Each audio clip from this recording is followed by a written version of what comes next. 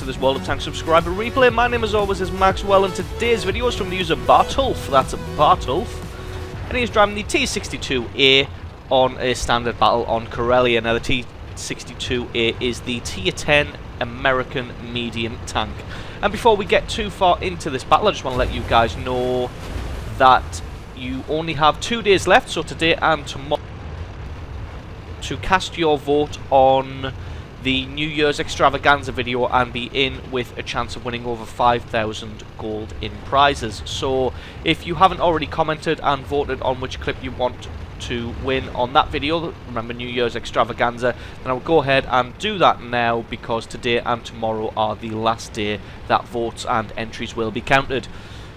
So on to this battle. First off, the mediums and lights are taking the hill on the far right hand flank, which is pretty standard, exactly what they should be doing.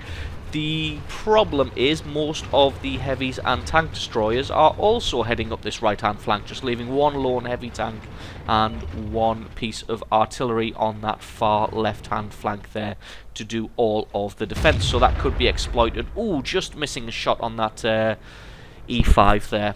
Probably going to have a blind prediction. Hopefully we can hit him, but we'll possibly never know if that shot landed. So just going to change locations and come down to the bottom of the hill and try and see who we can spot out. Somebody's seen this IS-7, so just going to come around and have a shot at him. Artillery already taking out their IS-3, so most of the heavy tanks are still far down the line there, so not really contributing anything to the battle. Luckily they haven't been overrun on the far left hand flank, because the enemy isn't sure obviously how many people have committed there, so getting away with only committing one heavy tank as of now. So just having a little peek out and a peek back, going to see if we can get a shot on this IS-7. He did, but unfortunately only managed to ding him slightly and then having to fall back.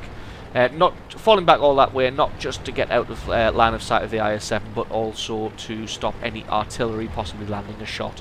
As you can see, there's quite a lot of artillery in this battle, so really going to have to play it safe and play it careful. And this E5 from earlier, so obviously hadn't landed that blind shot, but he's putting himself out way too far now and just taking a pounding while trying to get that IS-8. So he's got an IS-7 and the T-62A of Bartulf here just pounding into the side of him.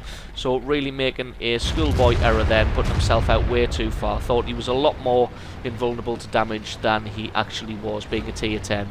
And some people do that when they're new to their tier 10 tank. They put themselves in situations that they really shouldn't, because they think their tank can take a bit more than it actually can. So the T-54, T-21 and the 62A just deciding to rush this IS-7 and just try and get him out of the battle as quickly as possible. Unfortunately the IS-7 is a bit of a tough nut to crack, no matter how many guns you have on him.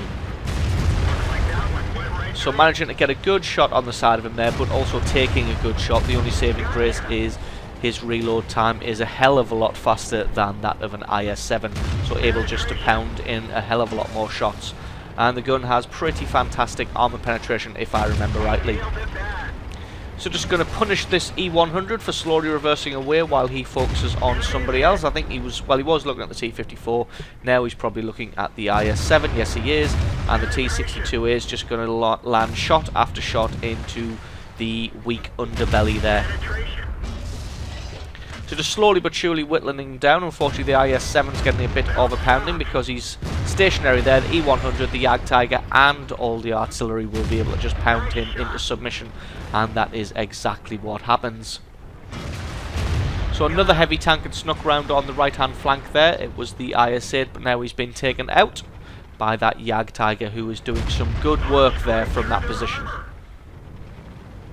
Getting a big hit from artillery and from the T-62 here.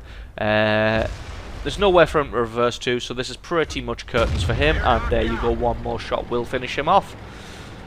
So they've been quickly overrun on that far left hand flank, which is a bit of a shame. They overcommitted far too many forces on this right hand flank and only barely won the right hand flank, so really not doing too good a job, in all honesty there. When you overcommit forces to one flank, then you really should be winning that flank decisively and quickly, whereas they won it only just and pretty slowly. So now it's going to have to be their job to fall back and defend the base. The Allied artillery really should be falling back a bit quicker than it is. Spots out a AMX-12T here. Gets a good bit of ramming damage on him. As you can see, the fantastic reload speed of that gun is easily capable of taking him out and giving him his 4th kill of the match so far. So yes, as you can see, their artillery really should have been making a retreat sooner than it was, and all bar one of them now have been taken out. So just going to have to come into the base now and try and defend. There's a couple of heavy tanks there, but there's probably more in reserve moving up. That was, what was that? It was an ST-1 and an IS-7. So they've got the T-9 tank destroyer, the SU-122, who's going to be trying to face off on them from the front, and then our man Bartulf here is just going to try and flank around from the sides and the rear, deciding that he hasn't come far enough and he's going to have to get even further around the back. Spots out a tank destroyer lurking off in the distance, just deciding to make his move now. What is that? It's a T-30, so T-30's armor not fantastic, so this next shot should be able to finish him off, and there we go. Going to have to make a quick exit though, as the enemy still has all 4 of their artillery and he was almost certainly spotted out there, so we're going to have to really make a move. So not really going to be able to just face off against the enemy one-on-one. As I said earlier, this artillery is going to be really punishing. So he's going to have a shot and move, and then have another shot and move. Basically keep moving between every single shot. Luckily managed to set the IS-7 on fire. That's going to do a nice bit of damage, and just leaves him with 11 hit points left. But this next one should, there we go, be able to finish him off. And as you can see there, as predicted, the artillery shells came in just after finishing him off and moving there. So very lucky on his part. So now going to duel it out with this ST-1 while the IS-7 holds his attention. Just going to have a shot and then reverse slightly. And I think he's probably just going to rinse and repeat. Have a shot and then reverse. As you can see, artillery coming in thick and fast here. And then just going to reverse all the way behind this rock. Should just be able to get one more shot. Should be able to be enough to do it. And there we go. Picks up kill number 7.